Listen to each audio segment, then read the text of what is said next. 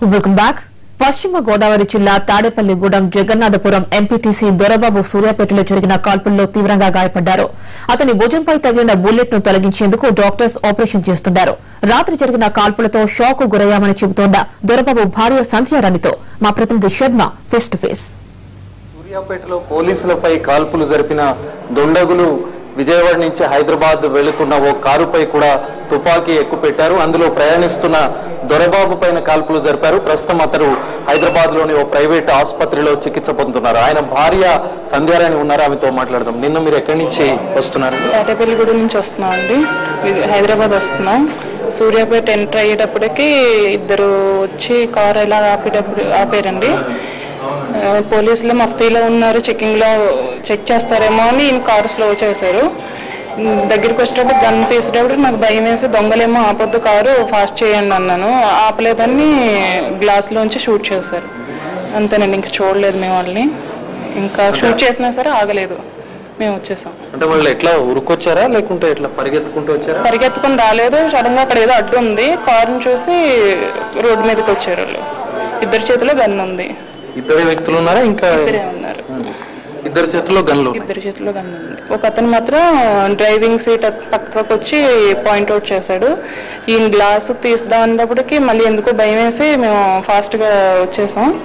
అయినా సరే షూట్ చేశాడు. అంటే బయట నుంచే కాల్పులు జరిపారు? బయట నుంచే కాల్పులు, గ్లాస్ లోంచి. ఎక్కడ తాకి? షోల్డర్ లో బుల్లెట్ ఉందండి. ఇప్పుడు ఆపరేషన్ చేస్తారు. ఏం చేస్తారు దొరబాబు? వ్యవసాయమేనండి, ఎంపీటీసీ. హైదరాబాద్ ఎందుకు వస్తున్నారు మీరు? వాళ్ళ బ్రదర్కి ఆపరేషన్ అయిందంటే చూడడానికి వస్తున్నాం. ఎన్ని గంటల సమయంలో ఇది జరిగింది? 1 గంట అండి. 1 గంట అయింది. 1 గంట. అంటే ఆ తర్వాత ఏం జరిగింది మళ్ళీ? అంటే ఏం లేదండి, అక్కడ వెంటనే పోలీస్ స్టేషన్ ఉంటే అక్కడ కంప్లైంట్ చేసాం. కంప్లైంట్ చేసి గవర్నమెంట్ హాస్పిటల్లో ఫస్ట్ ఎయిడ్ చేసుకుని అక్కడ పోలీసులకు అంతా ఇన్ఫార్మ్ చేసి మేము వేరే డ్రైవర్ని తీసుకుని వచ్చేసాం. మీకు అక్కడ ఈ పోలీసుల పైన కాల్పులు జరిగింది ఈ విషయం తెలిసిందా? హాస్పిటల్కి వెళ్ళిన తర్వాత పోలీసుల కోసం వచ్చారండి. అందరూ వస్తే అక్కడ మేము తగిలాం వాళ్ళకి. వాళ్ళు ఇలాగ మాపై జరిగిందని వాళ్ళకి అప్పుడు తెలిసింది. అలా పోలీసులు కాల్పులు జరిగినాయని మాకు అక్కడే తెలిసింది. వెహికల్ కోసం ఆపినట్టు వాళ్ళు చెప్పారు.